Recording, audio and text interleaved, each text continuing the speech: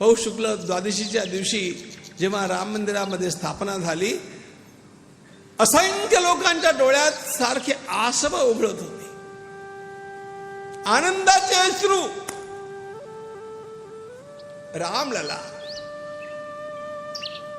साकार परब्रह्म.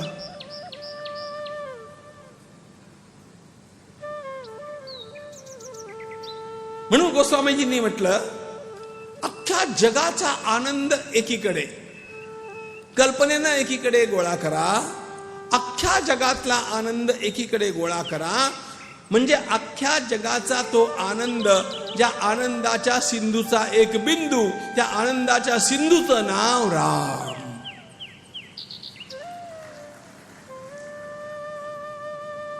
जो आनंद सिंधु सुख रासी, सी करते त्रैलोक सुपासी, सो सुख धाम राम असनामा, सकल लोकदायक विश्राम.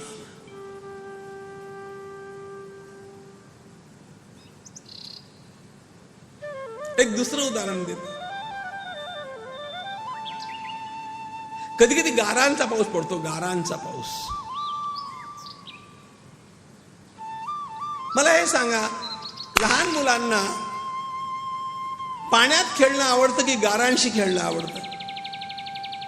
गारा आवडतं. पाणी आणि गारा एकच तत्व आहे, H2O. पण गार ही सघन पाणी आहे. त्याप्रमाणे ओम आणि राम एकच तत्व असलं तरी पण राम सघन आहे आणि ओम पाणी आहे. तत्व एक असलं तरी आकृती भिन्न आहे,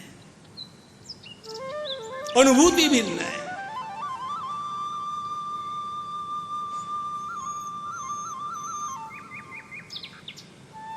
आणि म्हणून सगळे योगी, सगळे महान सत्पुरुष ज्याचं चिंतन करतात तो राम. रमन्ते योगिनो अस्मिन् इति राम.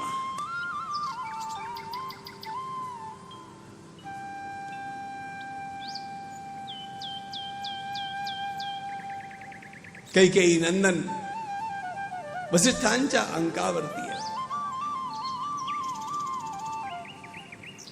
रामाचं नाव फार सरळ आहे, ही गोष्ट खरी आहे. अवघड नाव कृष्णाचं आहे राम. श्री कृष्ण सगळी जोडाक्षर. कृष्णाचं नाव अवघड. उभं राहणं तिरक, 3 ठिकाणी वाकडे, होय ना?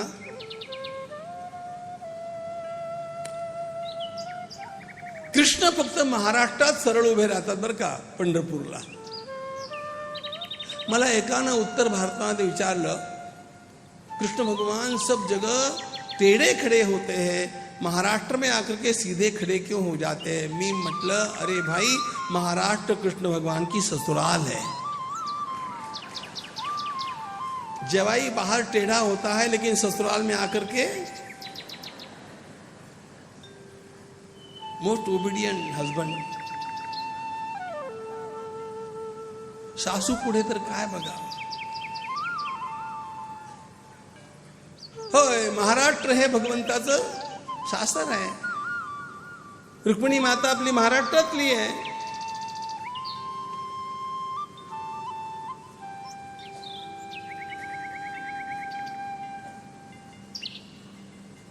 सरळ नाव रामाचं. राम बहु साजिरे स्वल्प सोपे फुकाचे. समर्थांनी म्हटलं, रामनामा इतकं सरळ कुठलं नाव? पण रामनामापेक्षा सुद्धा सरळ नाम आहे भरत. काना मात्रा वेलांटी काही नाही, सरळ नाव आहे की नाही? बोला, भरत. विश्वभर न पोषण कर जोई, ठाकर नाम भरत अस होई. राम से राम से राम जय जय राम, राम से राम से राम जय जय राम. विश्वभर न पोषण कर जोई, ठाकर नाम भरत अस होई. राम से राम से राम जय जय राम, राम से राम जय जय राम. विश्व भरण पोषण कर जोई ताकर नाम भरत असो. भरणात भरतः, अख्ख्या विश्वाचं भरण पोषण करणारा म्हणजे भरत. सर्वांचं भरण पोषण करणारा भरत. नामांचा अर्थ लक्षात घ्या बरं का. यातलं प्रत्येक नाव अन्वर्थक आहे. अन्वर्थक, अन्वर्थक म्हणजे नामाप्रमाणे त्यांचं जीवन आहे. संपूर्ण जीवनाचं प्रतिबिंब त्या नामात पडलेलं आहे. कधी कधी जीवन वेगळं असतं, नाव काहीतरी वेगळंच असतं. माझ्याकडे एक व्यक्ती आली की कामा करते. मी म्हटलं काय नाव? त्याने म्हटलं विद्यासागर. म्हटलं शिक्षण? तो 4थी नापास. नाव विद्यासागर.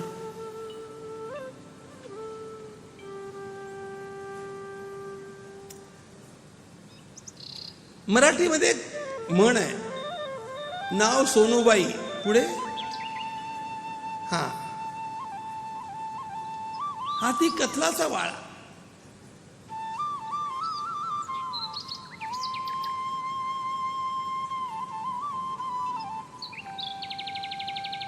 एकदम आणखी असं भेटलं, घरी काय नाही, नोकरी पाहिजे. म्हटलं तुझं नाव काय? लक्ष्मीकांत.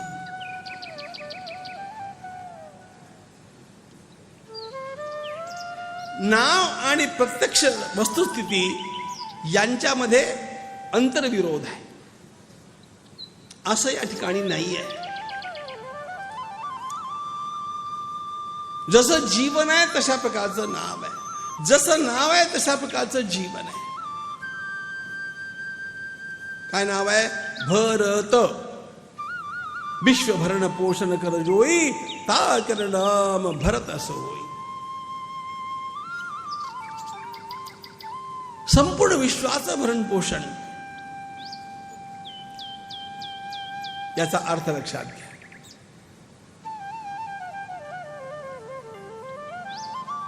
या ठिकाणी आपला विषय चाललाय भगवंताच्या भक्तीचा. भक्तीचं एक विश्व आहे आणि भक्तीच्या विश्वामध्ये, भक्तीच्या क्षेत्रामध्ये जर आपलं खरं खुरं भरण पोषण व्हायचं असेल तर कुठलं चरित्र आपल्या समोर पाहिजे? ते चरित्र श्री भरतांचं आहे.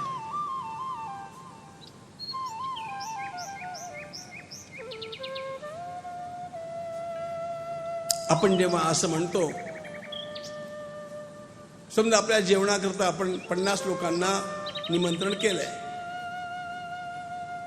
आणि मालकाने विचारलं सगळे आलेत का रे? सगळे म्हणजे कोण? सगळे सेलूकर नाही, ज्या 50 लोकांना बोलवलं ते. होतं ना असं? पूजेकरता आम्हाला 11 ब्राह्मण पाहिजे, अभिषेक आहे. आचार्याने विचारलं सगळे आले का बाबा? सगळे म्हणजे सेलूतले सगळे ब्राह्मण नाही, जे बोलवले ते 11 आले का? असा त्या ठिकाणी सगळ्याचा अर्थ होतो. त्याप्रमाणे या ठिकाणी विश्व भरण पोषण कर जोई, याचा अर्थ भक्तीचं विश्व. या भक्तीच्या विश्वामध्ये जर एखाद्या ठिकाणी आपल्यामध्ये कमतरता वाटत असेल तर कुणाकडे बघावं? बेलाशक एक नाव लक्षात ठेवा, असं दुसरं नाव मिळणार नाही, आणि ते नाव आहे भरत.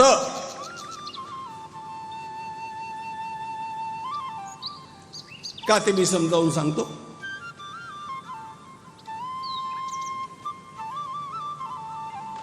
श्री भरतांचं जीवन असं आहे. सामान्यतः काय होतं, काही लोक फार नियमांचं पालन करतात, इतकं कडेकोट नियमांचं पालन करतात की त्यांच्यामुळे त्यांचं अंतःकरण ड्राय होऊन जातं. त्यांच्या अंतःकरणात ओलावाच राहत नाही, शुष्क बनत. अतिनियम पाळण्यामुळे, अतिनियम पाळण्याचा एक काच, शिव नको शिव नको शिव नको शिव.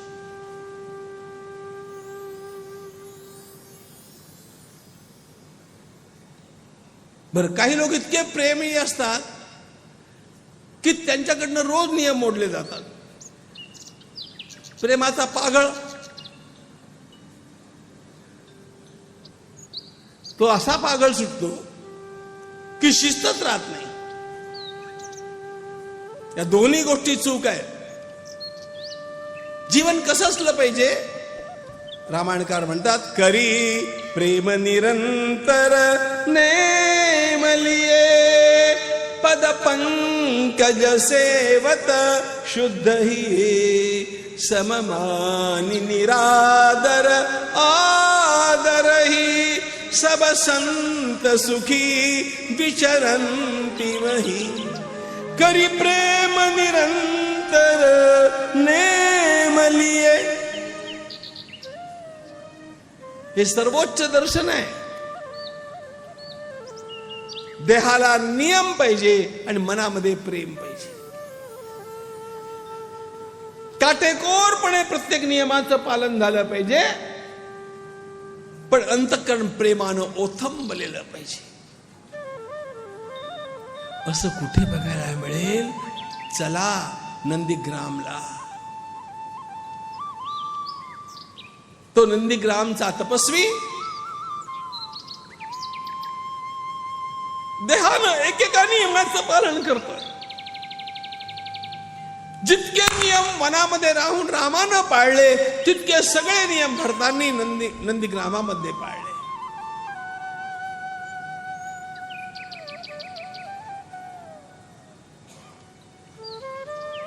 शरीर नियमांनी बंदिस्त आहे, पण मन शुष्क नाहीये.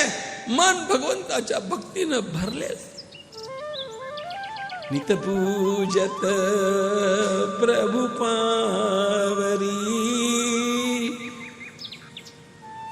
नित पूजत प्रभु पावरी, प्रीति न हृदय समाति,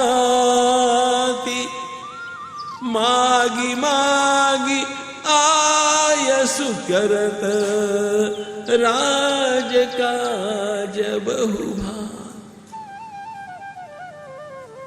नित पूजत प्रभु पावरी. 14 वर्ष पर्यंत श्री भरत या अवस्थेत राहिले.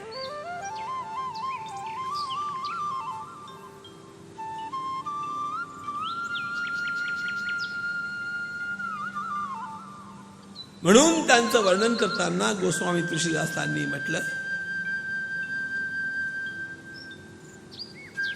या ठिकाणी चातक आणि हंस दोघांचं एका ठिकाणी दर्शन होतं. हे बघा, चातक हे प्रेमाचं प्रतीक आहे आणि हंस हे विवेकाचं प्रतीक आहे. जो अतिविवेकी असतो तो प्रेमानं शुष्क होतो, आणि जो अतिप्रेमी असतो त्याचा विवेक राहत नाही. या दोघांचा समन्वय बघायचा असेल, या दोघांचं संतुलन बघायचं असेल, भरतांच्याकडे बघा.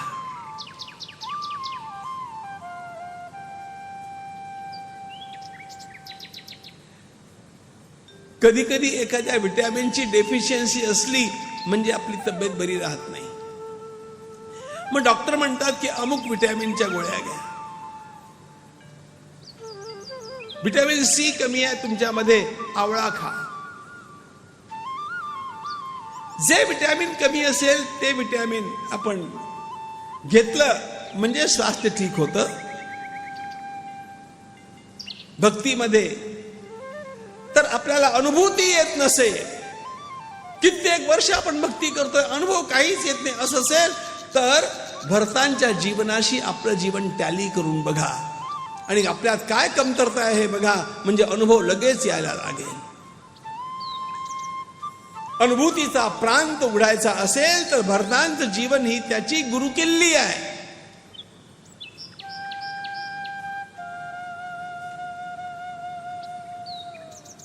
रामाचा विचार नंतर करा. Let Bharat come first and then Shriram. तुमच्या जीवनामध्ये भरतत्व आलं की रामत्व आपोआप धावत येईल. कारण रामाला सर्वात प्रिय व्यक्ती भरत आहे. भरत सरिसको राम स्नेही जग जपू राम राम जपीजे. अख्खं जग रामाचं नाव घेत, पण श्रीराम सर्वदा एकटे बसले की लक्ष्मणाला विचारता, लक्ष्मणा भरत काय करत असेल रे आता. तर भरताची आठवण येते.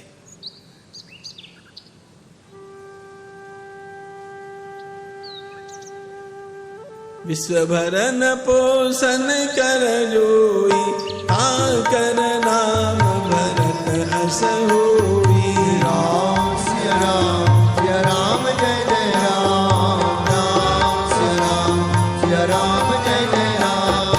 विश्वभरन पोषण कर जोई, ता कर नाम भरत अस होई. राम सिय राम जय जय राम. राम सिय राम जय जय राम. जाओ के सुमिरन तेरी पुनासा, राम शत्रुघ्न वेद प्रकाशा. राम सिय राम जय जय राम. राम सिय राम जय जय राम. जाओ के सुमिरन तेरी पुनासा, राम शत्रुघ्न वेद प्रकाशा. राम सिय राम जय जय राम. राम सिय राम जय जय राम. लक्षण धाम राम प्रिया, सकल जगत आधार. गुरु वशिष्ठ तेहि राखा, लक्ष्मण नाम उधार. राम सिय राम जय जय राम. राम सिय राम जय जय राम. लक्षण धाम राम प्रिय, सकल जगत आधार. गुरु वशिष्ठ तेहि राखा, लक्ष्मण नाम उधार.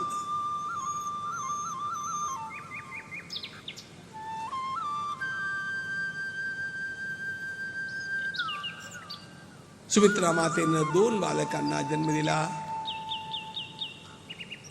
त्यातल्या ज्येष्ठ भावाचं नाव वसिष्ठांनी लक्ष्मण अशा प्रकारचं ठेवलं.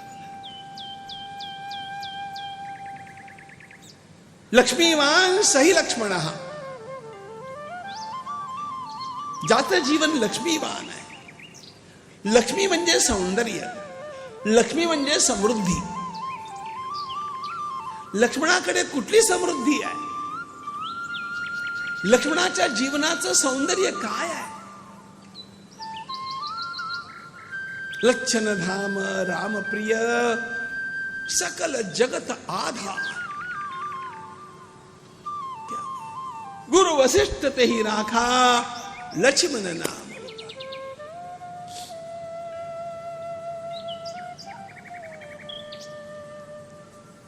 लक्ष्मणांचा बँक अकाउंट फार जास्त आहे असं नाहीये.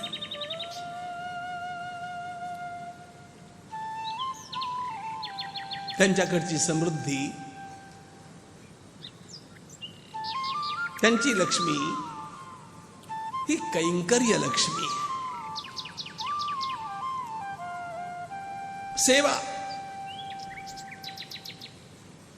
सेवा कशी करावी याचा अख्ख्या जगातला सर्वोच्च आदर्श कुठला असेल तर तो लक्ष्मण आहे. सर्वोच्च.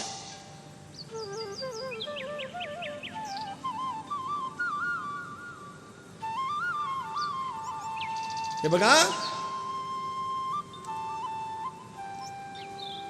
या 4ही भावांच्या वयामध्ये काही फार अंतर नाही आहे. प्रभू रामचंद्रांच्या पेक्षा भरत केवळ 18 तास लहान आहे आणि प्रभू रामचंद्रांच्या पेक्षा शत्रुघ्न आणि लक्ष्मण हे 2 दिवस धाकटे आहेत. बस. नवमीच्या मध्यान्नी रामाचा जन्म आहे आणि एकादशीच्या मध्यान्नी लक्ष्मण आणि शत्रुघ्न यांचा जन्म आहे. 2च दिवसांचा अंतर आहे. पराक्रमात लक्ष्मण अजिबात कुठेही कमी नाहीये, विद्वत्तेत कमी नाहीये.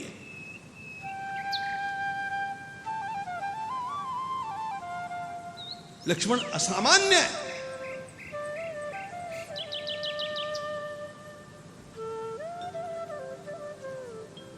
काय आवश्यकता होती लक्ष्मणाला हो वनात जाण्याची, ते तुम्हीच सांगा ना.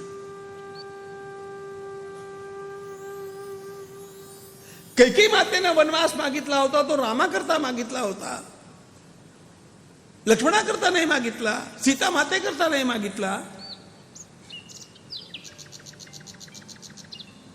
रामो भवतु तापसा. बर बाकी जाऊ द्या, रामानं स्वतः आग्रह केला लक्ष्मणाला की तू काय बोलतोयस मला, तू सोबत येऊ नकोस. परोपरीनं प्रभूंनी सांगितलं, तू विचार कर लक्ष्मणा, भरत आणि शत्रुघ्न आजोळी आहे, मला वनाला जाणं आवश्यक आहे. बाबांची प्रकृती कशी आहे बघ, अयोध्येत काय कलह निर्माण झालाय हा बघ. तर तू पण माझ्या सोबत चाललास तर या अयोध्येचं काय व्हायचं. उत्तर काय द्यावं लक्ष्मणानं, दादा मला अयोध्या प्रिय आहे, मला आई बाबा प्रिय आहेत, मला सगळेच चांगले वाटतात, मी सर्वांचा सेवक आहे, पण मी तुझ्या वाचून जगू शकत नाही.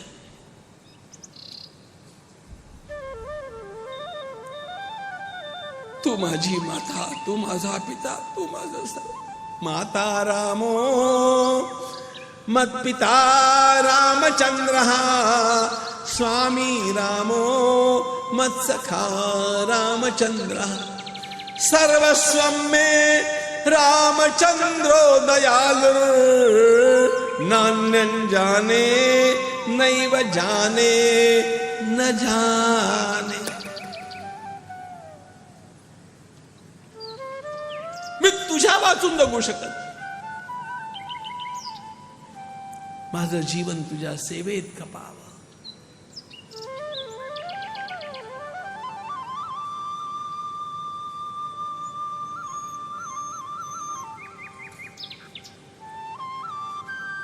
मनामध्ये भगवंतानं अनेक मोठमोठे पराक्रम केले. एक गोष्ट लक्षात ठेवा, भगवंताच्या त्या पराक्रमाची आणि कीर्ती पताकेची, त्या ध्वजाची काठी लक्ष्मण आहे. लक्ष्मण हा अयोध्येतला ध्वजदंड आहे. आपल्याला फडकता झेंडा दिसतो, पण तो ज्या दंडावरती उभा आहे तो दंड जर दिसत नसेल तर आपली दृष्टी कोणती आहे. भगवंतानं आपलं प्रत्येक अवघडातलं अवघड काम लक्ष्मणाकडनं करून घेतलंय आणि ते स्वतःला पटत नसताना लक्ष्मणांनी केलंय. I don't like it, I disagree असलं काही म्हटलं नाही. त्यानं म्हटलं, विरोध केला, चिडला, भांडला, पण आज्ञा म्हटल्यानंतर त्यानं मुकाटपणानं पालन केलं.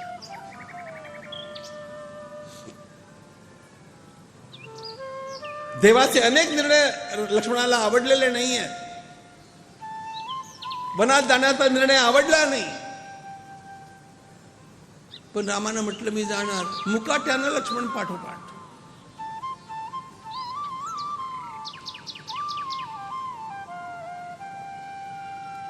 खरं सांगू का तुम्हाला, भगवान श्रीराम त्या मायामृगाच्या मारीचाच्या पाठी धावले, हे लक्ष्मणाला पटलं नाही, आवडलं नाही. ही डिसॅग्रीड.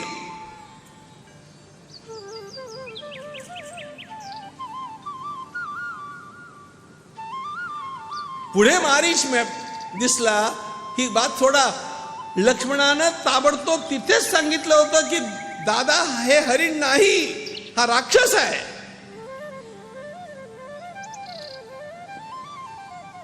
पण दादाच्या दादागिरी पुढे काय चालणार बोला.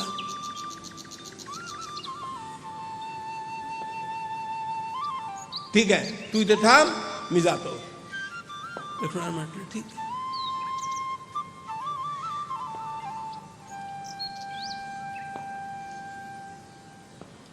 चित्रकूटला भरत येणार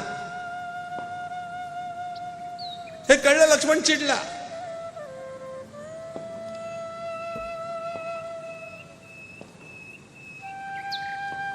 भगवती सीतेचा त्याग लक्ष्मणानं विरोध केला.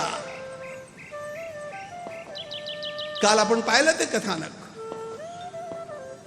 पण ही सगळी अवघड कामं भगवंतानं लक्ष्मणाच्या हातनं करवली आणि लक्ष्मणानं ती मुकाट्यानं केली. पक्षांतर नाही केलं. आया राम गया राम, उधर गया असलं नाही केलं.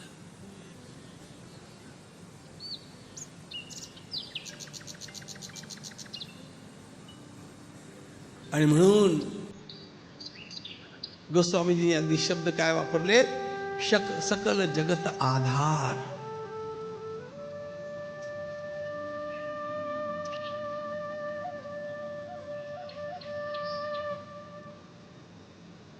धर्माचं रक्षण रामचंद्रांनी केलं.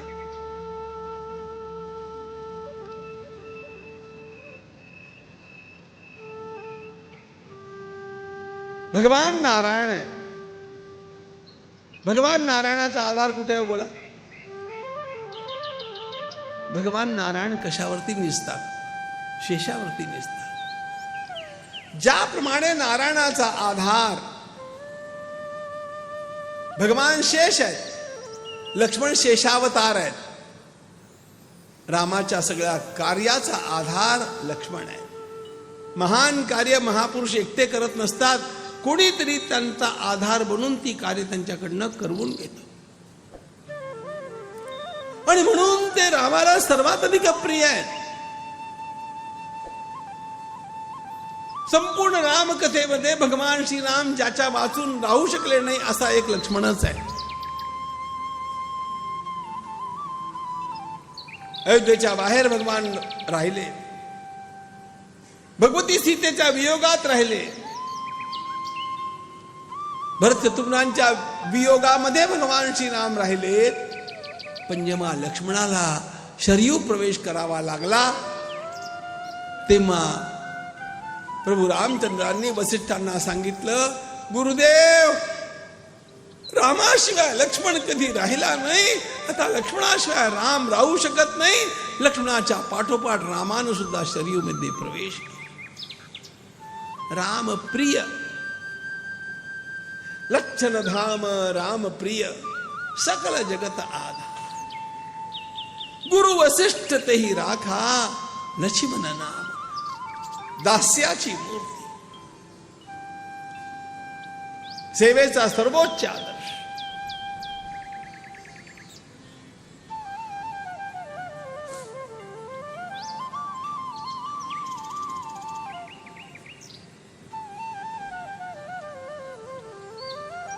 जाके सुमिरन तेरी पुनासा, नाम शत्रुहन वेद प्रकाश.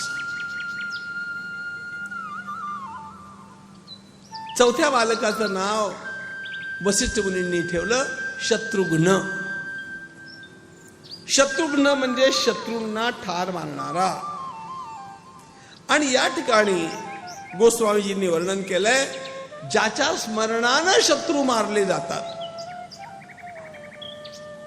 ज्याच्या स्मरणानं शत्रू नष्ट होतो तो शत्रुघ्न. सेलूच्या विद्वान श्रोत्यांना मी एक प्रश्न विचारतो बर का. कोणी असला तर इथे या आता. तुम्हाला बोलण्याचा चान्स देतोय.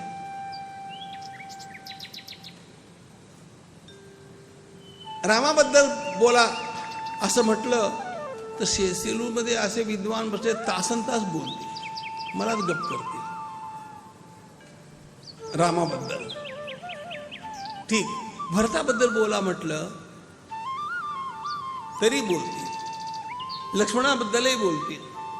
असा कोणी वक्ता तुमच्याकडे आहे का जो इथे येऊन शत्रुघ्नाबद्दल 10 मिनिटं बोलेल? खरंच सांगतो, आपण फक्त शत्रुघ्नाचं नाव घेतो, त्याची पुरेशी माहिती आपल्याकडे नसते. त्याच्याबद्दल 10 मिनिटं बोलणं अवघड वाटतं. याचा अर्थ शत्रुघ्नानं काही केलंच नाही असा नाही हो. खरी गोष्ट अशी आहे, शत्रुघ्नानं सर्वात जास्त काम केलं. पण जे जास्त काम करतात ना, ते नेहमी फोटोत दिसतात असं नाही. आपल्याकडे 2 प्रकारचे लोक असतात. काही लोक कामं करत राहतात, केव्हा तरी त्यांचा फोटो निघून जातो, तो निघून जातो. आणि काही लोक फक्त फोटो काढण्याचंच काम करतात. जिथे तिथे आपला माझा फोटो,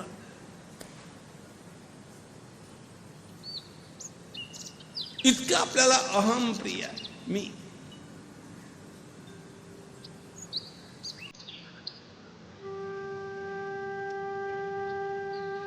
आपल्याला सर्वात प्रिय असलेली वस्तू म्हणजे अहम, मी.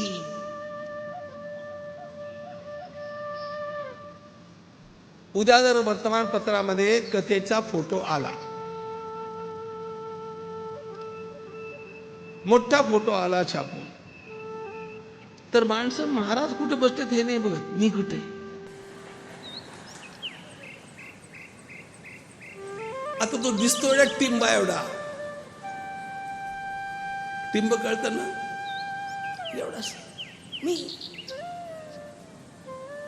आता त्या पसाऱ्यात तू कुठे रे, मी.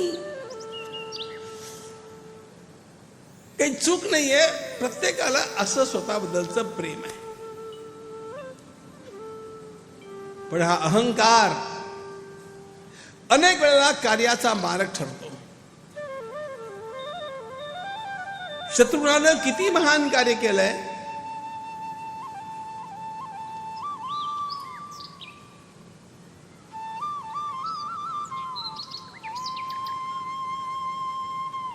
कधी कधी लोकांच्या लक्षात येत नाही. दोघे भाऊ वनात, राम आणि लक्ष्मण. भरत नंदीग्रामात. अयोध्या कोणी सांभाळली,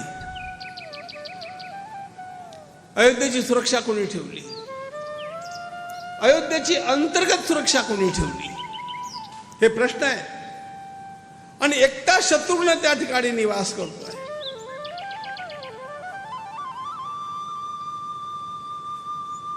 आणि शत्रुघ्नानं हा निवास केला, अयोध्येला सांभाळलं. आणि किती चांगलं सांभाळलं. 14 वर्षानंतर भरतांनी भगवंताला रिपोर्टिंग करताना सांगितलं, दादा, अयोध्येवरती एकदाही कोणी आक्रमण करू शकला नाही, पहिली गोष्ट. आणि अयोध्येची संपत्ती 10 पट वाढलेली आहे. 14 वर्षामध्ये 10 पट संपत्ती वाढली अयोध्येची. भगवान श्रीराम तिथे नसताना हे कोणी केलं? हे शत्रुघ्नानं केलं. पण शत्रुघ्न पुढे पुढे येत नाही. काही लोकांना पुढे पुढे येण्याची सवय असते. आणि हमखास जेव्हा फोटोची वेळ असते ना, असा असा कसा एक चेहरा आणतील. सेलूत नाही करत लोक असं, पण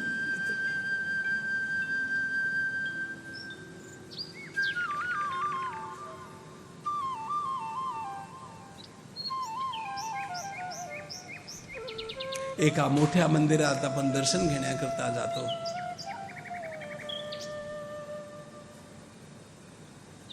मंदिरातल्या सुंदर भिंती, मंदिरातले ते स्तंभ आपण बघतो, कोरीव काम बघतो, मान वेळावतो, भगवंताच्या दिव्य मूर्तीचं दर्शन घेतो,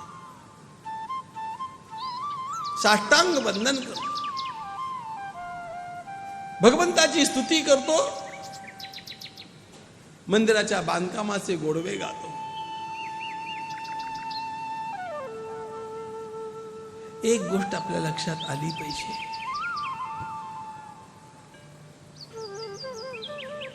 मंदिराचे हे सारे दगड, मंदिराचे हे सारे पाषाण, काही त्या पाषाणांच्या वरती उभे आहेत जे पायामध्ये घातले गेले. पायातले दगड दिसत नसतात, पण पायातल्या दगडांच्या मुळे मंदिर स्थिरतेनं उभं असतं. शत्रुघ्न हा रामकथेतला पायातला दगड आहे, लक्षात.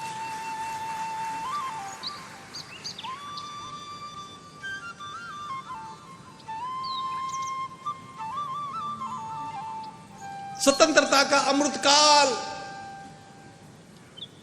असं म्हणत म्हणत आपल्या देशाच्या प्रगतीचे गोडवे गात गात आपण हे विसरता कामा नये की या देशाला हा अमृतकाल प्राप्त होण्याकरता जे असंख्य लोक या मातृभूमीच्या मुक्ती करता, रक्षणा करता आपलं जीवन अर्पण करून गेले, त्यांचं स्मरण करणं आवश्यक आहे.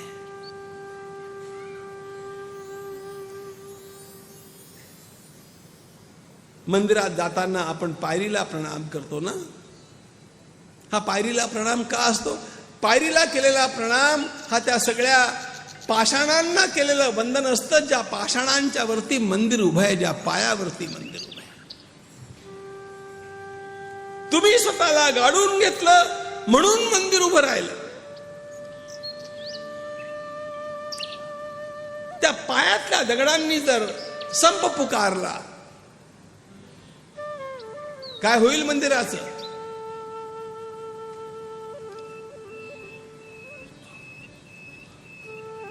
असू आम्ही सुखाने पत्थर पायातील, मंदिर उभविणे हेच आमुचे शील. असू आम्ही सुखाने पत्थर पायातील, पायातील पत्थर. म्हणून शत्रुघ्न दिसत नाही, पण त्याच्या वरती रामकथेचं मंदिर आणि अयोध्येच्या विकासाचं मंदिर उभं आहे. भारताच्या स्वातंत्र्याचं मंदिर चरख्या बिरख्यावरती अवलंबून नाहीये, लक्षात ठेवा. ते बलिदान करणाऱ्या मदनलाल धिंगरावरती अवलंबून आहे, ते सरदार भगतसिंगांच्या वरती अवलंबून आहे, ते स्वातंत्र्यवीर सावरकरांच्या वरती अवलंबून आहे, त्यानंतर कान्हेरेवरती अवलंबून आहे, ते अनेक देशभक्त हुतात्म्यांच्या वरती अवलंबून आहे, त्यांनी अंदमानमध्ये आपलं जीवन संपवून टाकलं. त्यातल्या कित्येकांची नावं इतिहासाला ठाऊक नाही.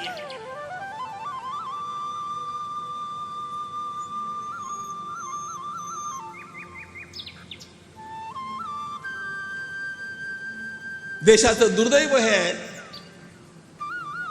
की देशाच्या स्वातंत्र्यानंतर हा देश एक दोन परिवाराचा गुलाम होऊन गेला. सगळीकडे त्यांचीच नावं, त्यांचीच नावं, त्यांचीच नावं. या देशातला पुरुषार्थ संपला.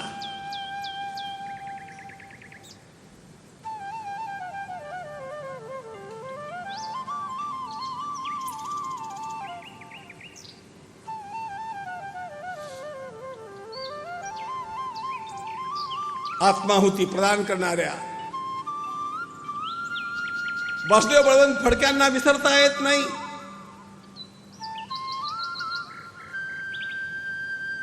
उमाजी नाईकाला विसरता येत नाही, झाशीच्या राणीला विसरता येत नाही, तात्या टोपेंना विसरता येत नाही.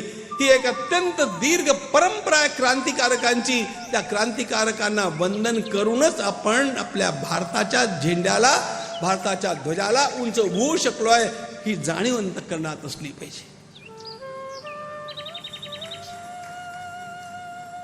शत्रुघ्नाचं स्थान ते स्थान आहे.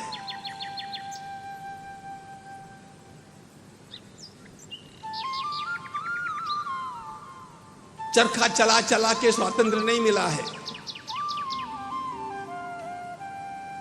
हे आम्हाला खोटं शिकवलं गेलं. बिना खड्ग बिना ढाल, खोटं.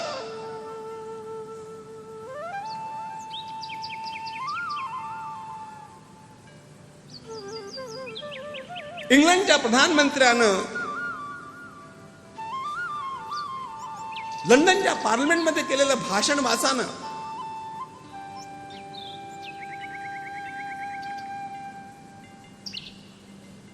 त्यानं भारताला स्वातंत्र्य का द्यावं लागत आहे याची कारणं सांगताना हे चरख्या बिरख्याचा विचारच नाही केलेला. त्यानं स्पष्टपणे सांगितलं, नेताजी सुभाषचंद्र बोसांच्या आझाद हिंद फौजेमुळे आम्हाला आता स्वातंत्र्य देणं भाग आहे.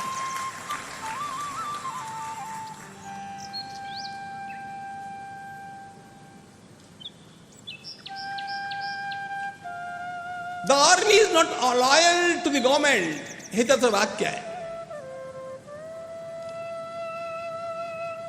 चंबू गावात आवरून इंग्रज का गेले? नेताजींनी आझाद हिंद फौजेच्या माध्यमातून आवाहन केलं, आम्ही बाहेरून आक्रमण करतो, देशातले सैनिक काय करतायत, उभे राहा. आणि सर्वात पहिल्यांदा मुंबईच्या नेव्हीनं आंदोलन केलं, नेव्हीनं बहिष्कार टाकला. आम्ही नाही आज्ञा मानणार, आम्ही इंग्रजांना आमचे मालक मानत नाही. पहिल्यांदा नेव्ही मुंबईची. मी इतिहास सांगतोय तुम्हाला, तुम्हाला खोटं शिकवलं.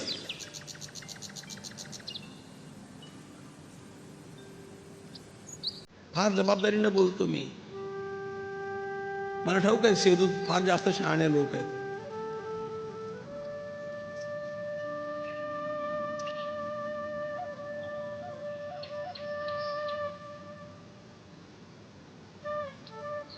शत्रुघ्न त्या सगळ्या क्रांतिकारकांचा प्रतिनिधी आहे.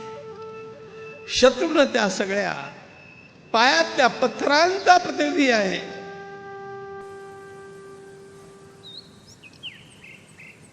अरे काय भिकार लोक आहेत आमच्या देशातले. सावरकरांच्या संपूर्ण कुटुंबाची धुळधाण झाली,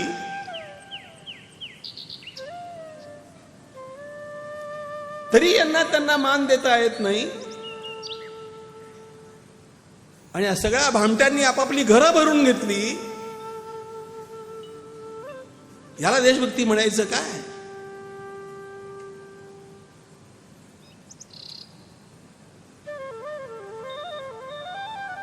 आपल्यातला शिवाजी जागवा, राष्ट्रप्रेमानं भारले जा. देशाचं भवितव्य घडवायचं असेल तर रामापासून प्रेरणा घेतलेला दुसरा राम म्हणजे छत्रपती शिवाजी महाराज आहेत. त्याच्या सारखे बना. खोट्याला खोटं म्हणायला शिका. ताटाखालची मांजरं होऊ नका. हे कसले मराठे?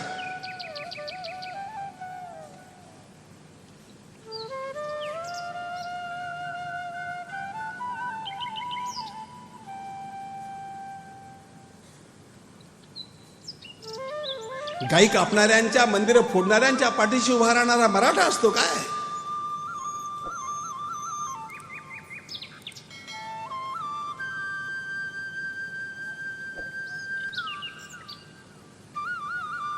विश्वभर न पोषण कर जोई, कर नाम भरत अस होई. राम श्री राम जय राम जय जय राम. राम श्री राम जय राम जय जय राम. विश्वभर न पोषण कर जोई, कर नाम भरत अस होई.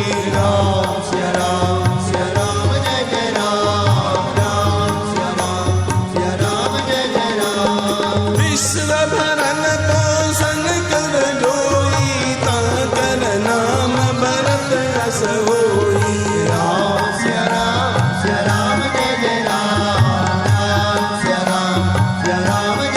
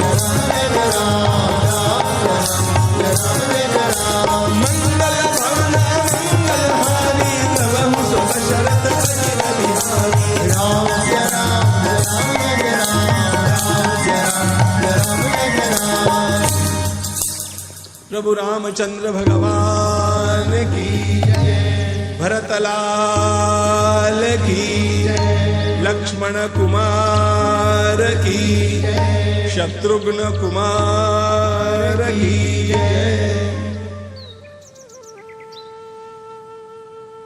धरे नाम गुर हृदय बिचारी वेद तत्व नृपतव सुतचारी राम जय राम जय जय राम जय राम जय जय राम मुनि धन जन सरबस शिव प्राणा बाल के विरसते ही सुख माना राम जय राम जय जय राम जय राम जय जय राम पारे ते निज हित पति नानी लक्ष्मण राम चरण रतिमानी राम जय राम जय जय राम जय राम जय जय राम श्याम गौर सुंदर गौ जोरी निरखै छवि जननी तृण तोरी राम जय राम जय जय राम जय राम जय जय राम चारेउ शील रूप गुण धाम तदपि अधिक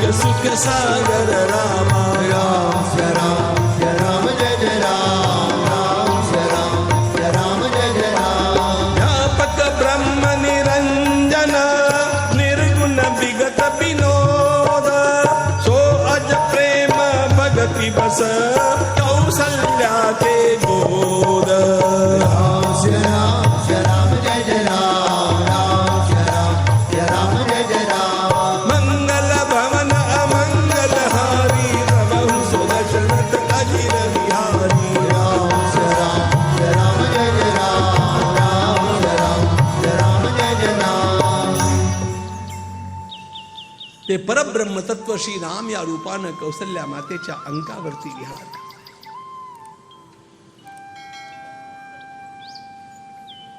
या चार बालकांच्या दोन जोड्या आपोआप स्वाभाविकपणे बनून गेल्या. भगवती सुमित्रा मातेची दोन्ही मुलं रंगानं गोरी आहे. कौसल्यानंदन श्रीराम सावळे आहेत. कैकेयी नंदन श्री भरत सावळे आहेत. गंमत म्हणजे श्रीराम आणि श्री भरत हे दोघे अगदी सारखे आहेत. या दोघांच्या मध्ये केवळ एक ओळखण्याची खूण आहे आणि ती म्हणजे प्रभू रामचंद्रांच्या हृदयस्थलावरती एक श्रीवत्स चिन्ह आहे. ते श्री भरतांच्या वक्षस्थळावरती नाही. स्वाभाविकपणे लक्ष्मणाला रामाचा लळा लागला आणि शत्रुघ्नाला भरताचा लळा लागला आणि त्यामुळे सगळे सारखेच जरी असले तरी पण आपोआप दोन जोड्या बनल्या. त्यांचं विशेष प्रेम.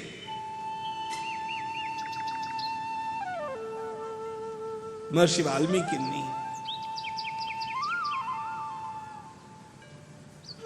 भगवान रामचंद्रांच्या बाललीलांचं वर्णन अधिक नाही केलं.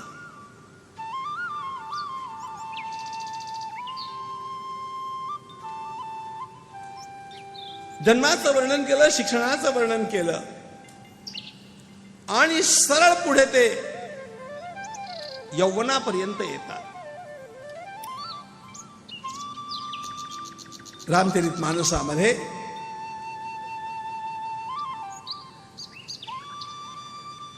भगवान श्री रामचंद्रांच्या बाललीलांचं जे वर्णन आहे ते पुष्कळसं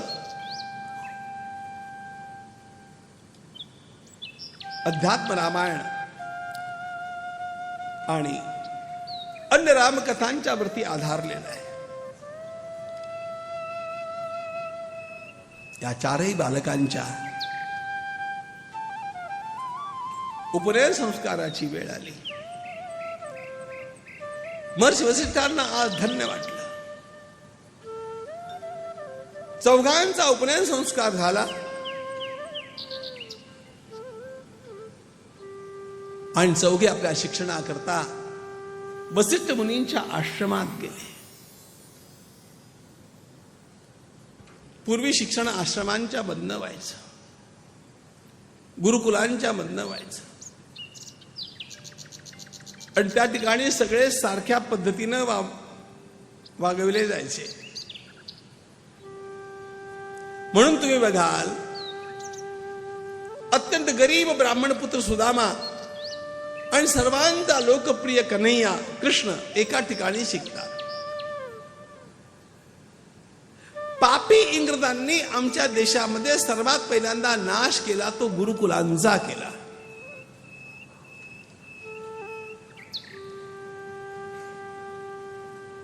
इंग्रजी शिक्षण या ठिकाणी स्थिर व्हावं म्हणून आणि केवळ गुलामगिरी मान्य असलेले साहेबांचे सेवक निर्माण व्हावेत म्हणून त्यांनी गुरुकुलांचं तेजस्वी शिक्षण संपवून टाकलं.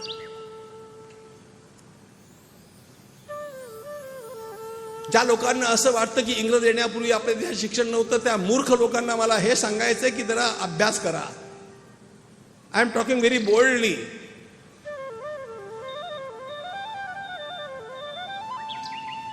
इंग्रजांनी या देशाच्या शिक्षणाचा नाश केला हे लक्षात ठेवा.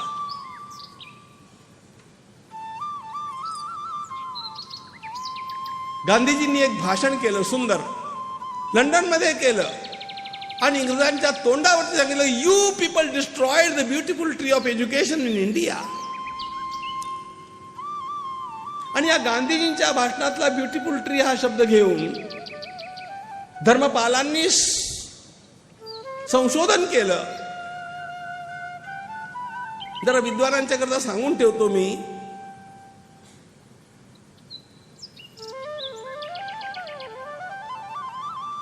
त्या ब्युटिफुल ट्रीचा अनुवाद वाचा. भारतातल्या प्रत्येक जिल्ह्यातलं त्या इंग्रजांच्या गॅझेट मधलं वर्णन दिलेलं आहे.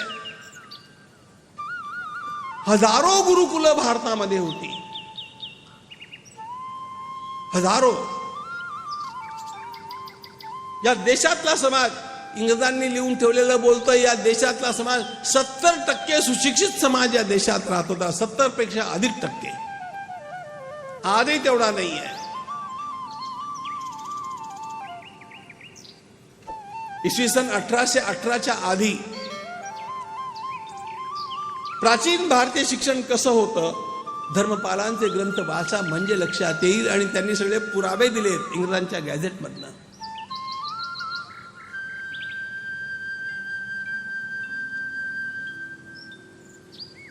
आणि त्या सॅम्पलिंग म्हणून त्यांनी अनेक गुरुकुलांच्या मध्ये विद्यार्थ्यांची संख्या किती, विषय कोणते होते, अध्यापक किती होते, त्या अध्यापकांच्या जाती किती, त्या अध्यापकांच्या मध्ये ब्राह्मण किती, न्हावी किती, परीट किती, काय, हे सगळं त्यांनी दिलंय.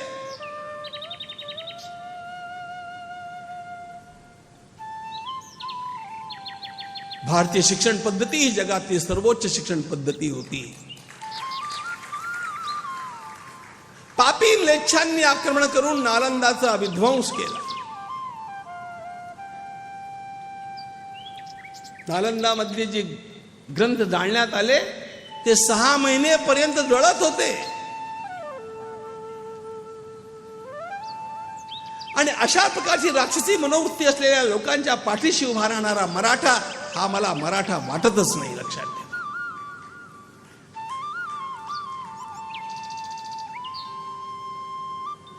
तो शिवबाचा मराठा नाहीये, आणखी कुठला तरी असेल. शिवाजीचा मराठा अधार्मिक लोकांच्या पाठीशी उभा राहू शकत नाही.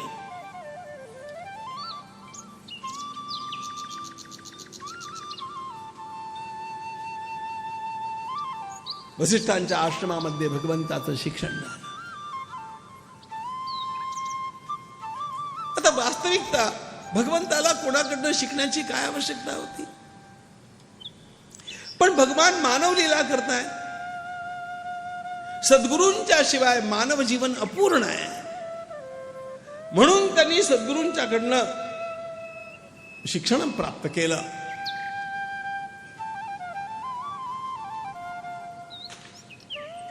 समावर्तन संस्कार झाला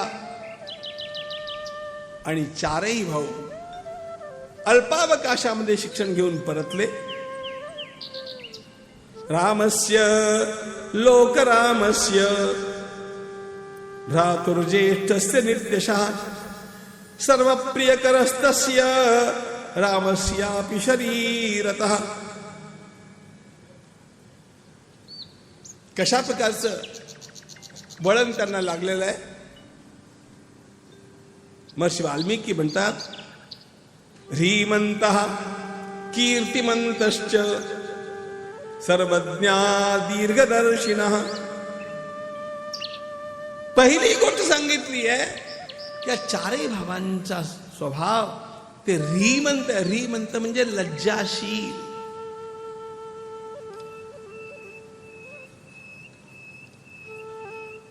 ह्री हा अत्यंत मोठा सद्गुण आहे बरं का. भगवद्गीतेमध्ये उत्तम सद्गुणांची यादी 16व्या अध्यायात येते. दैवासुर संपद विभाग योग हा त्या अध्यायाचं नाव आहे. त्यामध्ये 26 गुणांची यादी आहे, ज्याला भगवंतानं फार महत्व दिलंय. पण त्या सद्गुणांच्या मध्ये एक सद्गुण आहे री. री म्हणजे लाज वाटणं.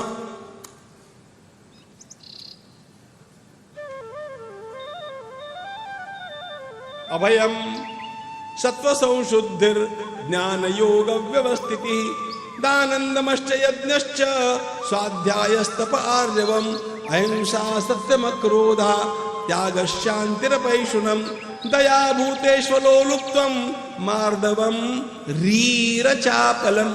री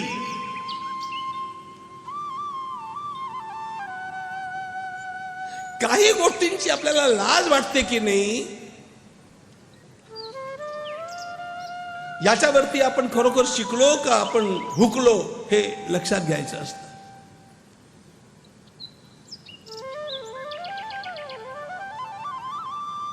दोन चार बुक वाचली आणि थोडं इंग्रजी यायला लागलं म्हणजे वाटेल तसं बघायचं नसतं, मर्यादेनं बघायचं असतं.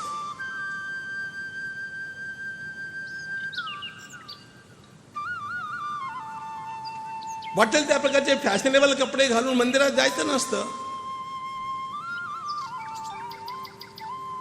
मंदिरांच्या मध्ये जाताना, कथेमध्ये जाताना, संतांच्याकडे जाताना मर्यादशील वस्त्र आपली हवी. ही लाज वाटणं हे शिकवणं आवश्यक आहे. मुलांना पण शिकवणं आवश्यक आहे, मुलींना तर जास्त शिकवणं आवश्यक आहे.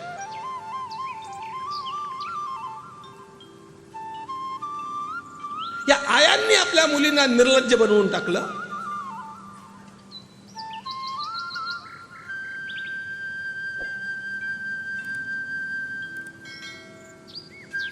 अरे समाजामध्ये सगळे लांडगे जे हिंडतायत ते लांडगे अशाच प्रकारची भक्ष्य बघत असतात ना. म्हणून पहिल्यांदा आईला संस्कार येणं आवश्यक आहे. आईनं आपल्या मुलीला संस्कार देणं ही सगळ्यात आवश्यक गोष्ट आहे आजच्या घटकेची.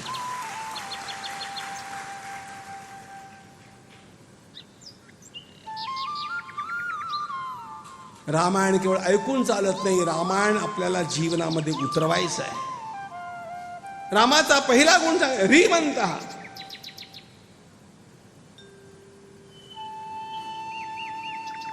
आपण कुठल्या घराण्याचे आहोत, आपले वाडवडील कसे होते, कसे आहे, त्यांचं नाव काय, याचा विचार करून वागणं पाहिजे.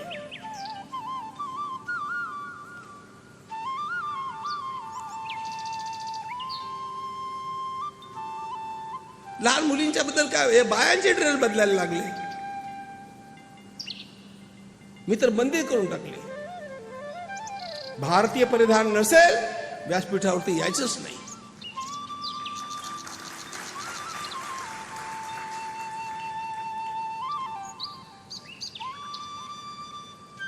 मर्यादा शिकवण्याकरता व्यासपीठ आहे. विवेक जागृत करण्याकरता, मनोरंजनाकरता नाहीये. हे नाचवणारे गाणारे तुम्हाला पुष्कळ महाराज लोक सापडतील. आजकाल तमासगीर लोक बनलेत महाराज, त्यामुळे काय प्रश्नच नाहीये, त्यांच्याकडे जात जा.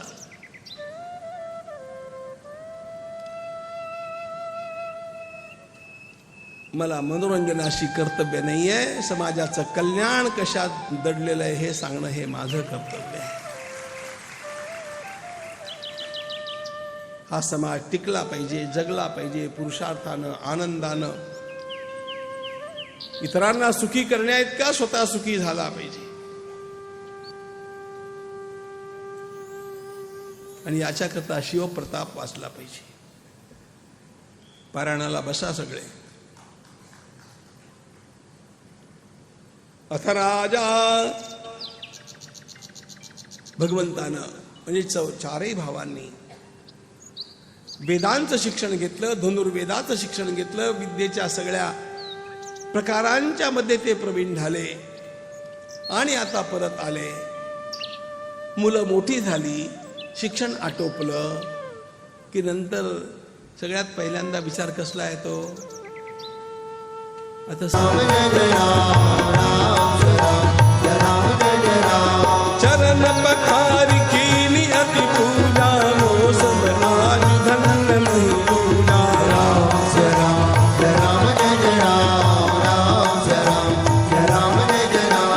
ससुर समूह सतावहि मोई मैं जाचन आयऊं पतोई.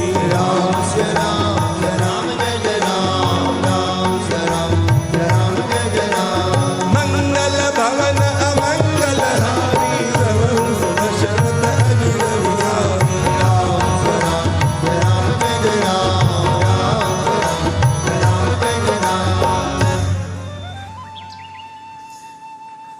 मुलं वयात आली, शिक्षण आटोपलं, आता लग्न. आणि हा आयांचा तर सगळ्यात प्रिय विषय लग्न.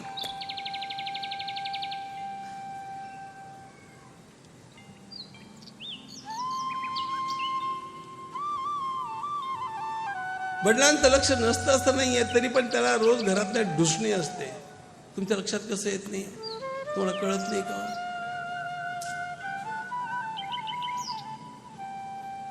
असं घरातनं रोज दिवसलं जातं. महाराज दशरथही तो विचार करतो, इतक्यात आज काय झालं? ते सभेत बसलेले असताना वार्ताहरानं बातमी दिली, विश्वामित्र महर्षींचं आगमन झालं. राजाला तर विश्वास बसेना. विश्वामित्र महर्षी ते कसे येणार? पण खरोखर आले ते कळलं. महाराज लगेच आपल्या सोबत काही विप्र आणि काही मंत्री यांना घेऊन त्यांना सामोरं जातात, विश्वामित्रांचं स्वागत करतात. चरण पखारी कीनी अति पूजा आणि रमून जातात. बाप, काय माझं भाग्य, काय माझं भाग्य. वाह महाराज, आपण स्वतः पायधूळ झाडली, मी धन्य झालो.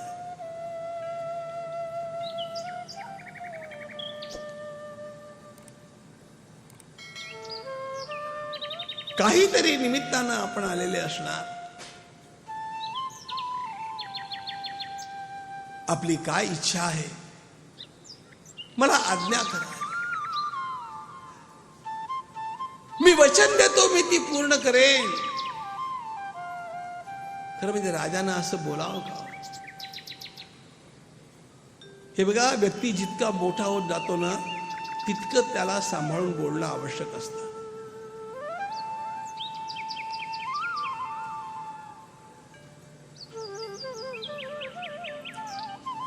आपल्या देशातले काही लोक कशा प्रकारचे तारे तोडतात हे बघून अचंबा वाटतो.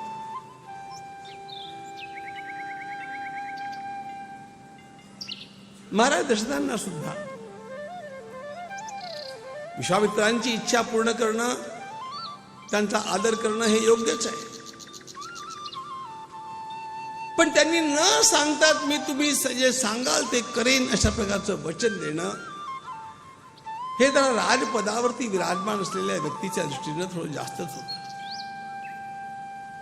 अलबत्त विश्वामित्र एक अत्यंत श्रेष्ठ व्यक्तित्व आहे.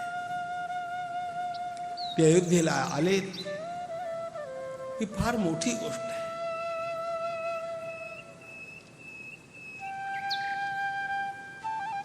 म्हणून राजानं हे म्हटलं,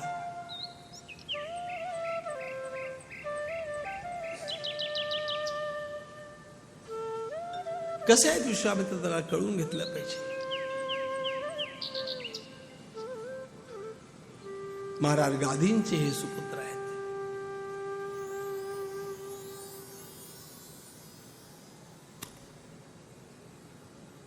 विश्वामित्र राजा आहे, क्षत्रिय म्हणून जन्माला आलेले आहेत. चरूंच्या सांकर्याची गोष्ट आहेच, पण शेवटी ते क्षत्रिय आहेत, राजा आहेत. एकदा काय झालं, किती मोठे सत्पुरुष आहेत विश्वामित्र हे कळणं फार आवश्यक आहे. एकदा झालं काय, महाराज विश्वामित्र मोहिमेवरती गेलेले होते. परत येत असताना ते मध्ये वसिष्ठांचा आश्रम आहे म्हणून दर्शनाकरता गेले. वसिष्ठ महर्षींनी त्यांचं स्वागत केलं.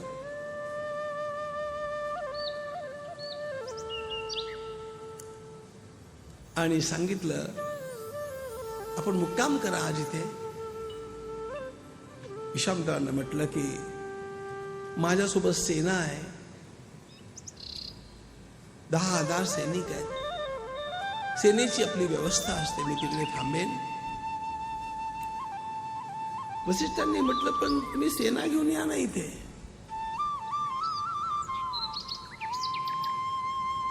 विश्वामित्रांनी म्हटलं, 10,000ची सेना, तुम्ही या तर. आश्चर्याची गोष्ट म्हणजे काही वेळेमध्ये वसिष्ठांच्या आश्रमामध्ये ताबडतोब तंबू निर्माण झाले. उत्तमोत्तम शय्या त्या ठिकाणी आल्या. दास दासींची रेलचेल झाली, खाद्यपेयांची रेलचेल झाली. 10,000 सैनिकांचा निवास सुखद होईल अशा प्रकारच्या व्यवस्था. ते बघून विश्वामित्राला काही रात्रभर झोप नाही आली. त्यांना वाटलं, हे सगळं आलं कसं काय, हे वैभव, हे तर मला पण करता नसतं आलं. सकाळी निरोप घेत असताना त्यांना राहावलं नाही. त्यांनी विचारलं वसिष्ठांना की, वसिष्ठांनी विचारलं, विश्रांती नीट झाली ना? विश्वामित्रांनी म्हटलं, नाही. राजा विश्वामित्र, का? मुनीश्वर, मला एका गोष्टीनं बेचैनी आली की तुम्हाला हे इतकं सगळं कसं निर्माण करता आलं. गजब आहे. आश्चर्यचकित झालो मी. हे वैभव. वसिष्ठांनी म्हटलं, त्यात विशेष काय, त्यात माझं काहीच नाहीये. कामधेनूची कन्या शबला माझ्याकडे आहे. मी फक्त तिला प्रार्थना करतो आणि तिनं मान हलवली की जे हवं ते निर्माण होतं.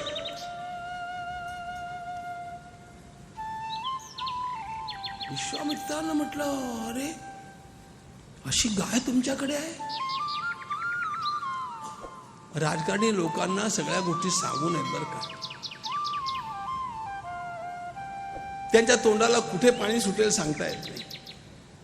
म्हणजे सेलूत्व सोडून बोलतोय.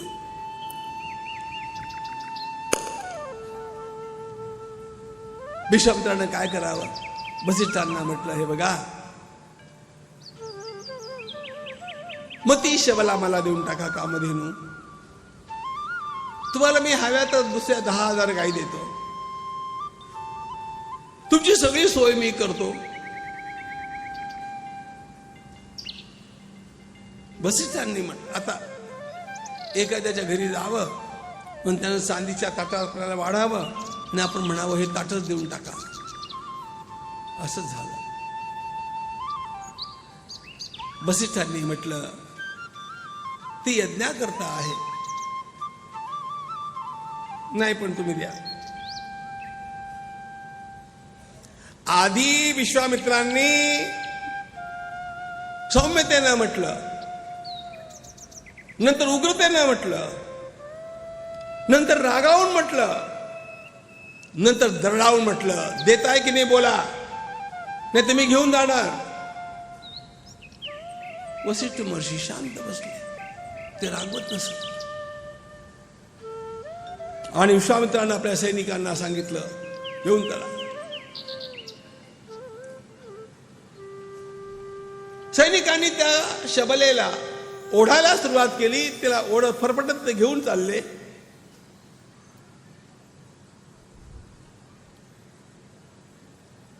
ती शबला कामधेनू हिसके देऊ सुटली, वसिष्ठांच्या जवळ येऊन उभी राहिली आणि तिने विचारलं, मी तुमची सेवा करण्याकरता या ठिकाणी आले, तुम्ही मला त्या राजासोबत का पाठवताय? वसिष्ठांनी सांगितलं, अगं मी नाही पाठवलं, मी घेऊन जा नाही म्हटलं. आता एखादा राजा बळजबरी करतो तर मी काय करू शकणार? शबलेनं म्हटलं तुमची इच्छा नाहीये ना? वसिष्ठांनी म्हटलं नाही, माझ्यावरती सोडा. आणि शबलेनं काय करावं? सैनिक त्याला धरण्याकरता पुन्हा आले. शबलेनं फक्त हुंकार केला. ते जसा हुंकार करते तसतशा सेना उभ्या होत आहेत आणि त्या सेनांनी विश्वामित्रांच्या सेनेची दाणादाण उडवली, पळवून लावलं. विश्वामित्राला कळेना, मी हारलो.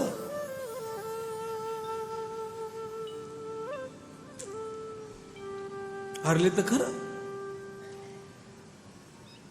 शबलेनं निर्माण केलेल्या सैनिकांनी राजा विश्वामित्राच्या सैनिकांना पळवून लावलं. काही चाललं नाही.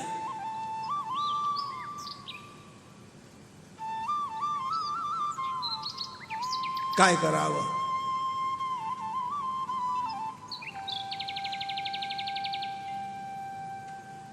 विश्वामित्र विचार करतायत आणि त्यांनी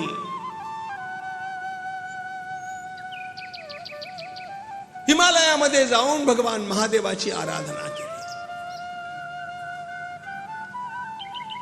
महादेवाची आराधना करून त्यांनी दिव्यास्त्र प्राप्त केली. ही दिव्यास्त्र कुणाहीकडे नव्हती, ती भगवान महादेवांच्या कृपेनं विश्वामित्रांना मिळाली. आता त्या दिव्यास्त्रांच्या सोबत विश्वामित्रांनी वसिष्ठांच्या वरती आक्रमण केलं. आणि गंमत काय बघा, इकडनं राजा विश्वामित्र एक दिव्यास्त्र सोडतायत, तिकडे महर्षी वसिष्ठ मुनी आहेत, ते काही करत नाही, फक्त दर्भाची एक काडी त्यांनी मध्ये ठेवून दिलेली आहे.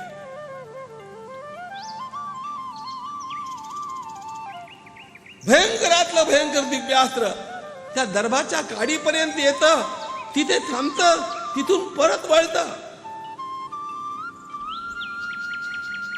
एकही दिव्यास्त्र वसिष्ठांच्या झोपडीपर्यंत पोहोचू शकलं नाही.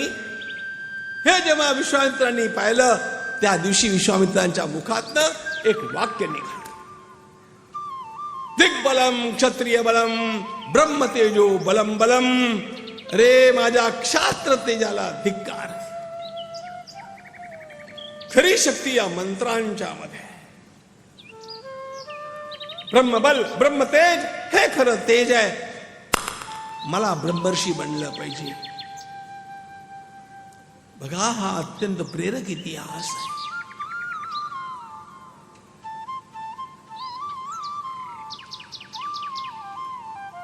एखाद्या ध्येयनिष्ठ व्यक्तीनं कसं जगावं,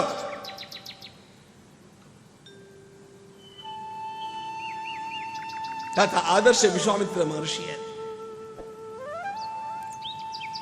त्यांनी विचार केला की मला ब्रह्मर्षी व्हायचंय. मग काय काय करावं लागेल? पहिला मुद्दा, राज्य सोडावं लागेल. सोडलं काय अवघड आहे? संसार सोडावा लागेल, तप करावं लागेल. ब्रह्मर्षी पदाच्या प्राप्ती करता ते वनामध्ये जाऊन तपश्चर्येला लागले.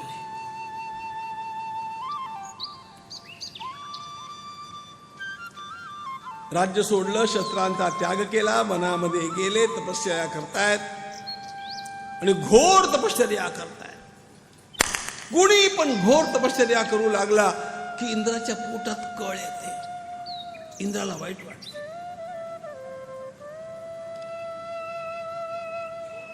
तो त्यांचा तपोभंग करू पाहतो.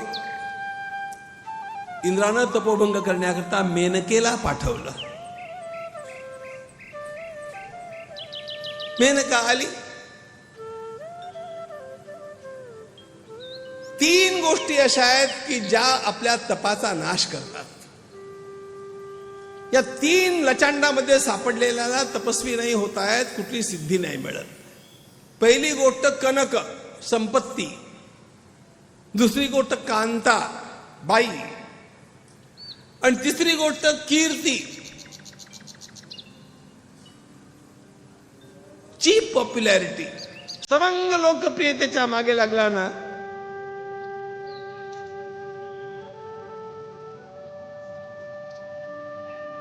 त्याच्याकडनं महान कार्य नाही होत.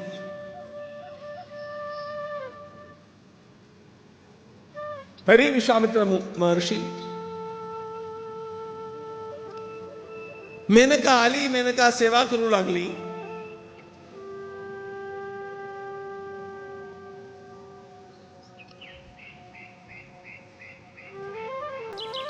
विश्वामित्र संयमी आहे. 10 वर्ष गेली, पण शेवटी विश्वामित्रांचं स्खलन झालं. त्यांचा तपोभंग झाला. त्यांना वाईट वाटलं, मी काय केलं. पण ते होऊन चुकलं. त्यांनी त्या स्थानाचा त्याग केला. विश्वामित्र आणि मेनका यांच्या समागमातनं जन्माला आलेली कन्या म्हणजे शकुंतला.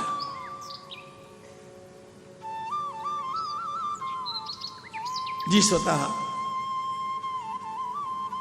महाभारतातल्या भरताची माता आहे.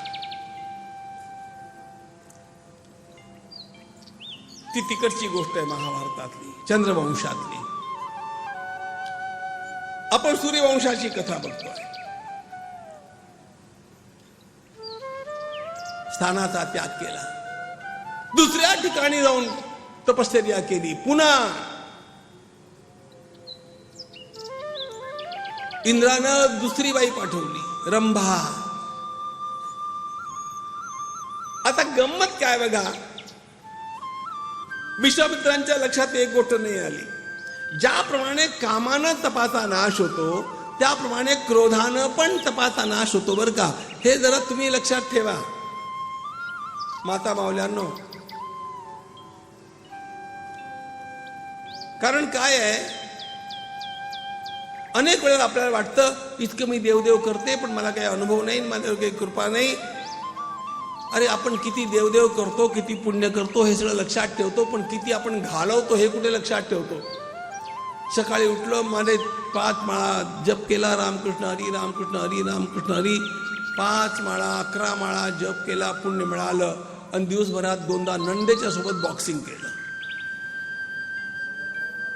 जप करून पुण्य मिळवलं आणि भांडण करून घालं. क्रोधी माणसाचं पुण्य संपतं हे लक्षात ठेव. विश्वामित्र रंभेला बघून कामातूर नाही झाले, पण क्रुद्ध झाले. तंतावत कदली बाब, शाप दिला, पुण्य गेलं. दुसऱ्यांदा कोसळले. आता सोडून द्यावं की नाही? नाही. धैर्यष्ठ माणसं कशी असतात.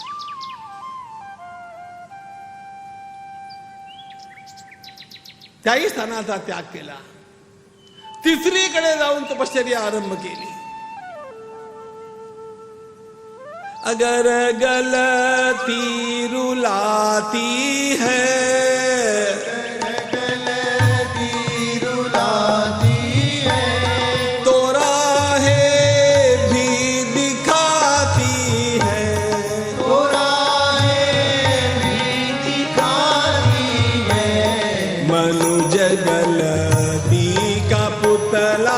है जो अक्सर हो ही जाती है।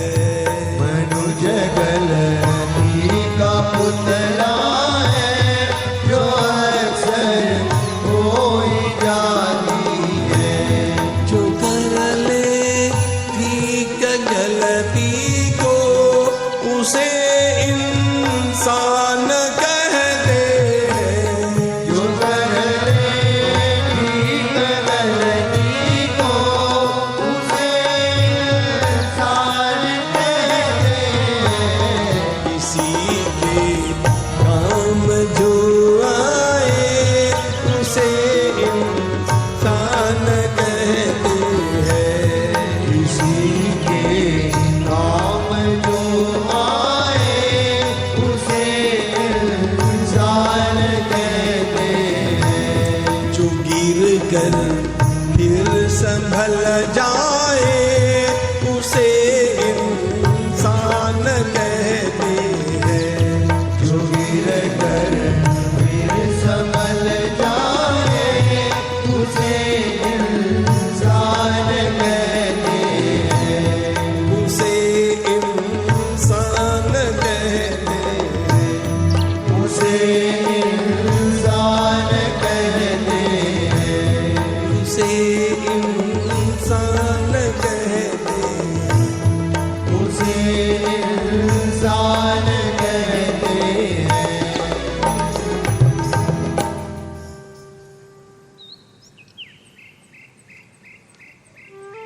धन्य विश्वामित्र महर्षी।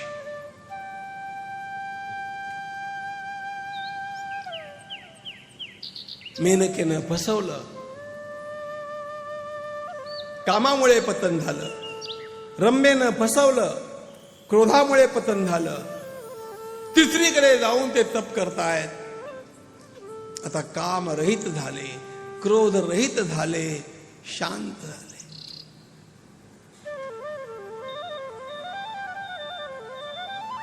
इंद्रानं एकाला पाठवलं. शांतपणे बसलेल्या त्या विश्वामित्राच्या अंगावरती त्यानं टोपलीवर कचरा टाकला. कचरा. आता राग यावा की न यावा, पण आता नाही आला.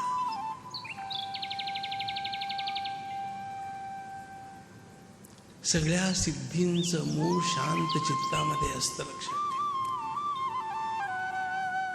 वस करणाऱ्या लोकांना काही मिळत नाही.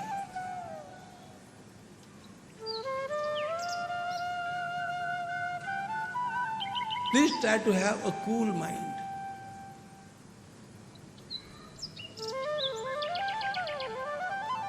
ती साधनेची मुख्य आधारभूमी आहे. आता ब्रह्मदेवानं येऊन सांगितलं की तुम्ही आता महर्षी झालात ना. त्यानं म्हटलं मला ब्रह्मर्षी व्हायचंय. पुष्कळ दिवसांच्या उपासानंतर ते उपास सोडायला बसले. इतक्यात एकाने भिक्षा मागितली. भूक लागली. भूक आहे. तसे शांत.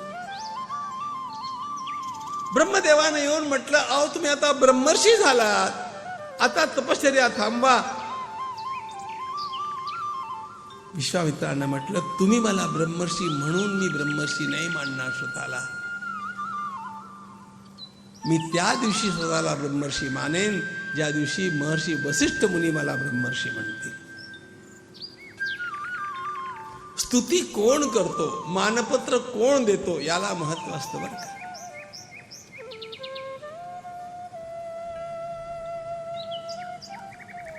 जे रोजच कोणाची स्तुती करत असतात त्यांच्या स्तुतीला अर्थही नसतो.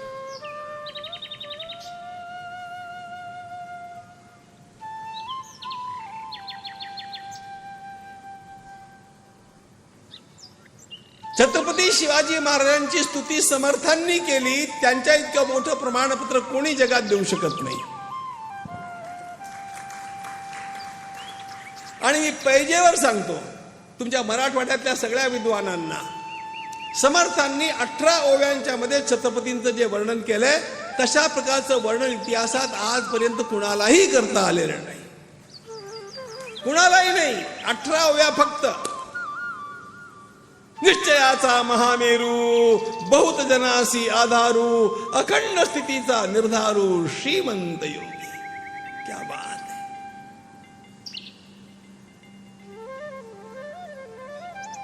येरा गबाळांची सगळी पुस्तकं त्याच्यावरून ओवाळून टाकावी अशी आहेत. एक सडा फटीन साधू स्तुती करतोय, तो त्यांना देवतुल्य मानतोय, यामध्ये त्यांचं मोठेपण आहे. बाजार बुणगे तर कुणालाही मोठं म्हणतात.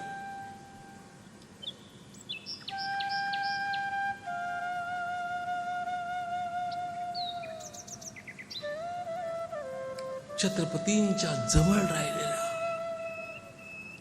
अनेक वर्ष जवळ राहिलेला कवींद्र परमानंद हा महाज्ञानं त्यांचं संस्कृत मधलं चरित्र लिहून ठेवलंय. आणि जे शिवाजी महाराजांनी स्वतः त्याचा काही भाग ऐकलाय, तो जेव्हा म्हणतो की हा शिवाजी माणूस नाही आहे, याच्यामध्ये साक्षात परमेश्वराचा अंश उतरलेला, हा देवतुल्य आहे.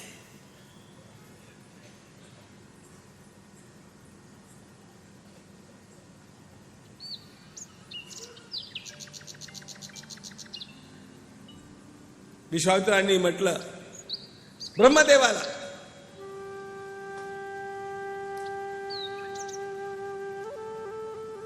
तुम्ही म्हणून मी स्वतःला ब्रह्मर्षी नाही मानणार.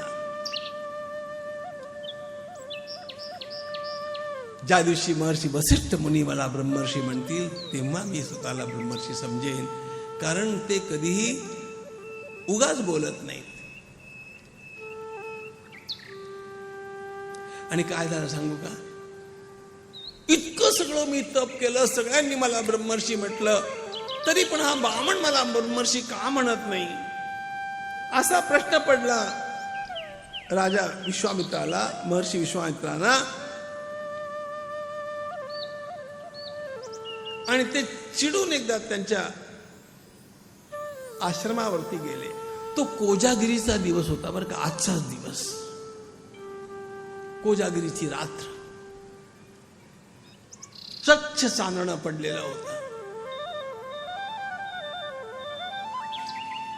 आणि वसिष्ठ मुनींचा त्यांच्या पत्नी सोबत म्हणजे अरुंधती सोबत संवाद चालला होता. विश्वामित्र आडून ऐकत होते. बोलता बोलता वसिष्ठ महर्षींनी म्हटलं, अरुंधतीने म्हटलं, काय स्वच्छ चांदणं पडलंय आज.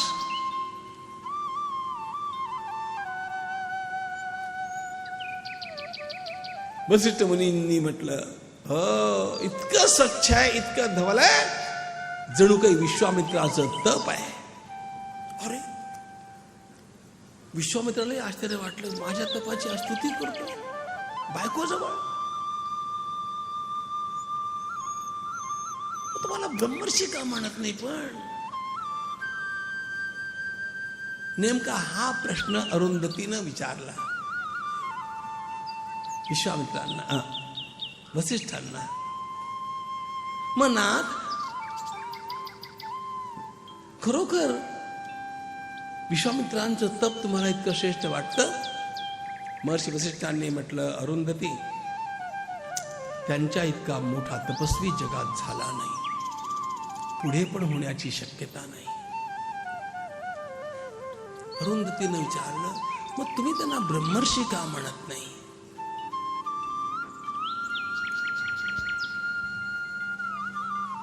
वसिष्ठ मुनींनी उत्तर दिलं. हे उत्तर ऐकण्याकरता विश्वामित्रांनी कान टवकारले. वसिष्ठ मुनींनी उत्तर दिलं, अगं अरुंधती, त्याला ब्रह्मर्षी काय म्हणायचं आहे, तो ब्रह्मर्षी आहेच. मूळ गोष्ट अशी आहे, कुणीतरी त्याला ब्रह्मर्षी म्हणून म्हटल्यानंतर का कोणी ब्रह्मर्षी होतो. ब्रह्मर्षित्व ही स्वयंभू स्थिती आहे आणि ते तर ब्रह्मर्षी आहेतच आहेत, त्यांना कोणी म्हटलं पाहिजे. गुलाबाच्या फुलाला कोणी गुलाब म्हटलं म्हणजे गुलाबाचा सुगंध येतो काय, मोगऱ्याच्या फुलाला कोणी मोगरा म्हटलं म्हणजे सुगंध येतो काय, त्याचा सुगंध स्वयंभू असतो. विश्वामित्राचं तप स्वयंभू आहे, ते ब्रह्मर्षी आहेतच आहेत. इतकं म्हटलं मात्र आणि विश्वामित्र धावत समोर आले, प्रणाम करण्याकरता, दंडवत प्रणाम करण्याकरता आले. अरे तुम्ही आलात या ब्रह्मर्षे या, असं म्हणून महर्षी विश्वामित्रांना वसिष्ठांनी आपल्या हृदयाला लावलं.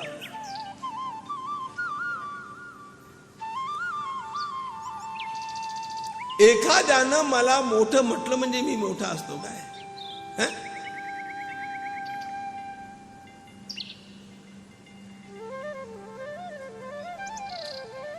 कस्तुरीच्या सुगंधाला काही प्रमाणपत्राची आवश्यकता असते काय? सूर्याच्या तेजाला काही प्रमाणपत्राची आवश्यकता असते काय?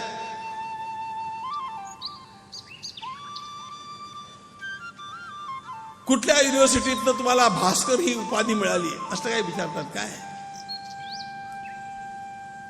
जीवनामध्ये असे मोठे व्हा, कुणाच्या सर्टिफिकेट वरती प्रमाणपत्रावरती अवलंबून राहू नका. वनामध्ये एखाद्या सिंहाला वनराज म्हणून कोणीतरी अभिषेक केलेला नसतो, मुकुट घातलेला नसतो, तरी पण तो वनराज असतोच असतो, स्वतःच्या हिमतीवरती असतो. स्वयमेव मृगेंद्रता. उत्तम पुरुषांचा दृष्टिकोन हा असतो. इतकं घोर तप केलेल्या विश्वामित्रांना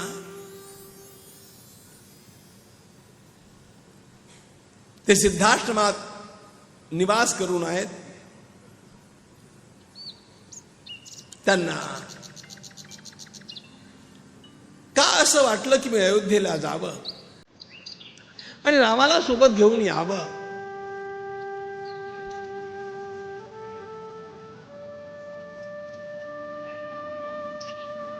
उद्या याचा विचार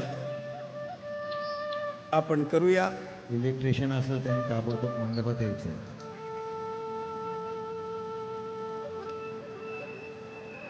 बसून राहा, काही होणार नाही.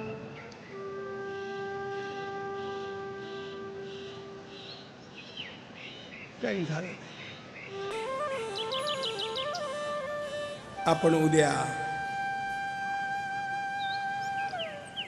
एक अत्यंत महत्वाचा ग्रंथ ऐकणार आहोत आणि तो ग्रंथ म्हणजे जगातला सर्वश्रेष्ठ ग्रंथ आहे. त्याचं नाव आहे योग वासिष्ठ.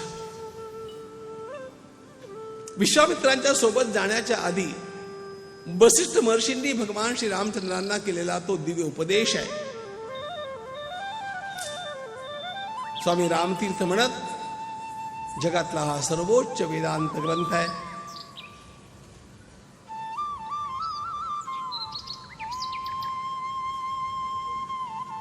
पराक्रमी वेदांत कसा असतो हे त्यातलं शिकता येतं. उद्या योग वासिष्ठाचा उपदेशही बघू.